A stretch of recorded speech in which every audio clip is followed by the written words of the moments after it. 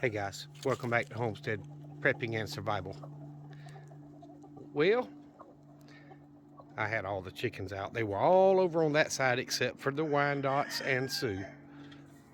And he was actually acting like a rooster, scratching and making noises as the hens were dirt bathing and scratching.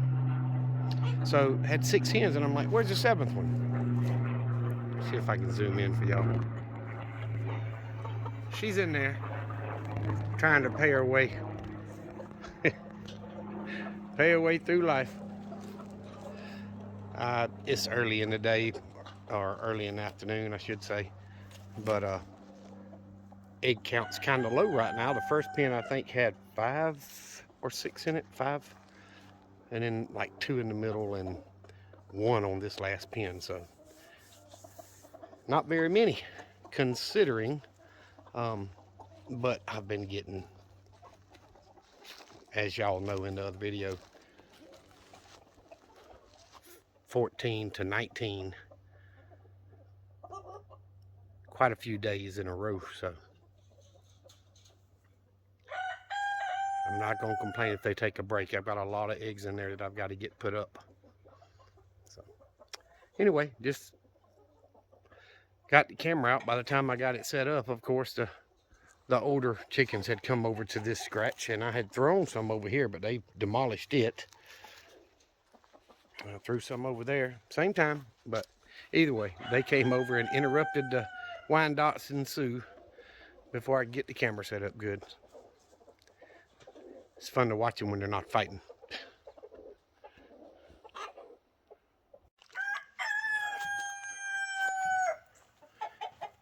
Well, the people that say the rooster crows when sun up sure tell a story. Roosters crow all the time. If you wake them up, they crow. Somebody makes a loud noise, they crow.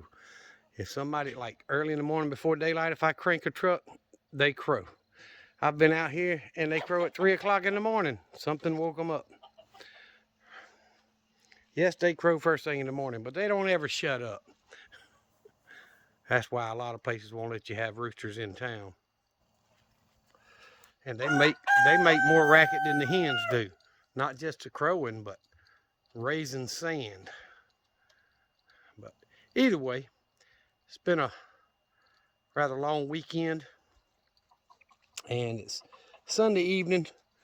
My middle child and her husband and kids will be here in a few minutes. I've got burgers on the grill.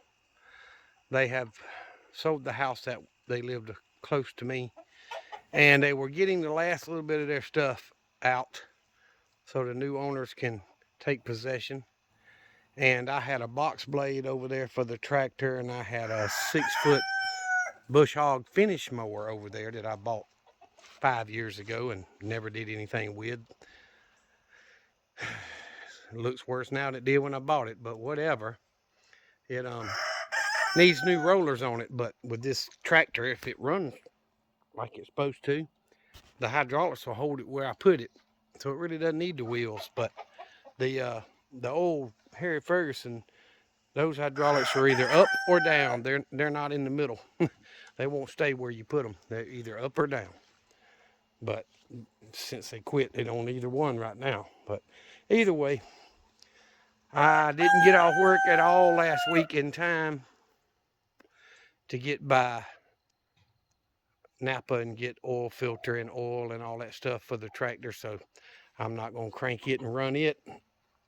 So we had to manually load them things up and unload them. But I put the bush hog back there at the back, and the finish mower's behind this tractor because we hooked the chain to it, to the tractor and to it, and drug it off the trailer. Drove out from under it slowly. So anyway, I haven't gotten any more work done on this. As y'all know, them boards are very heavy. It's hard to do anything by yourself with those boards. So I figured I'd wind this video up. You see, the adults haven't quite got on the roost yet, but I don't know if the light will make any difference. Not really. But it's been a good weekend. Had a great service today at church.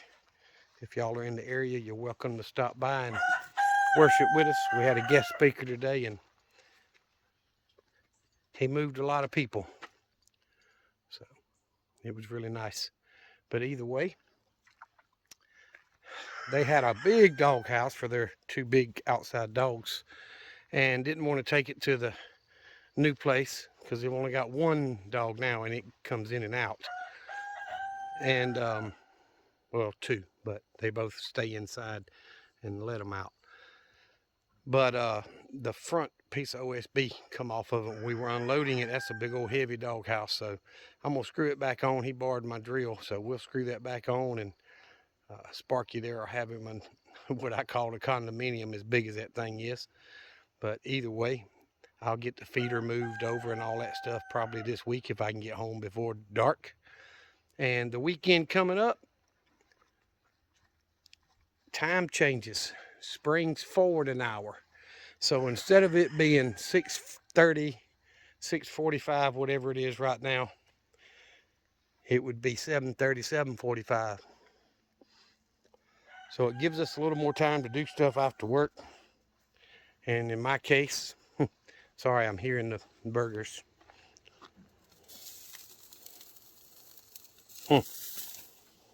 Not bad. I got to go get tongs or spatula or something to flip those things. But anywho, I drove the truck to church and I drove it over to my daughter and son-in-law's former house a couple of times today. So we got a little bit done. I managed to get outside and do a little bit of stuff. He gave me a kerosene heater that we're going to take out to the range once I clean it up, and they can use it out there if anybody ever stays when it's cold or whatever, instead of using the electric heater I took out there. I'd put out a lot more heat, and I don't have to worry about mice chewing cords or squirrels or whatever. But it's been a good weekend. I've checked my trees, my tree cuttings, and there's several of them that look really good. I'm pretty sure that is blueberry, and that's a fig. Not sure what that is. It may be blueberry, but I don't have very much coming out, and I watered them a couple of days ago. So we were supposed to be getting a little bit of rain, and I don't think we got near as much as I expected, so I may water them again tonight. But either way, I have not pulled them and seen if they've all got roots or not. I'm sure they all don't, but maybe some of them do. Look at that Sweet Pea just kind of moseying around. I fed her and the old boy stray cat several hours ago, and I gave them enough to last them the rest of the evening. So I'm gonna get off here. I'm gonna enjoy some time with my middle kids and my grandkids and see if we can't start a new week tomorrow. Guys, I appreciate y'all watching. Please, if you have not done so, follow us on Rumble. It's another free video app, doesn't cost you anything. And subscribe on YouTube. Help us grow the channel. We did manage to go to 326. One of those was a co-worker that subscribed. I don't know who the other one was, so we're still growing very slow. The views are back up, way up from where they were when I had the warning, so I don't know that I'm completely off of the shadow ban yet, but I'm definitely not growing in subscriber count like we used to. So if y'all could share the channel, I would appreciate it. Y'all remember the 2 things I always tell you.